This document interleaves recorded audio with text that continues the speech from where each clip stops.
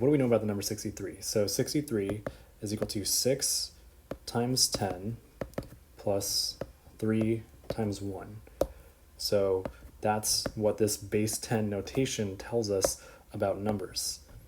And so with stem and leaf plots, basically what you're doing is you're taking the base 10 and you're turning that into that stem. And then, you take this leaf, which is whatever you're multiplying the 1 by, just taking this guy, and you're making that the leaf.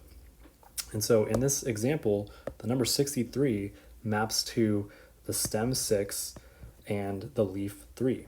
So that's telling us that 63 is in this data set. So that is how you work these things. And then the number 10 literally just means 10 times 10, which is 100, plus 6 times 1, which equals 106. So this guy is equivalent to saying 106 is one of the values in this data set that we have. Another key thing to note about stem and leaf plots is that when you see empty space in here, this implies that you have no values between the number 50 and the number 59.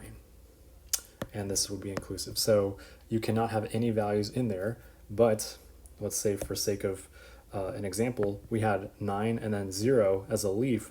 This would mean that 90 is a value in our data set. So that's how you interpret these things, and I hope this is helpful. Thank you all for watching. Let me know if you have any questions, and I'll talk to you guys next time.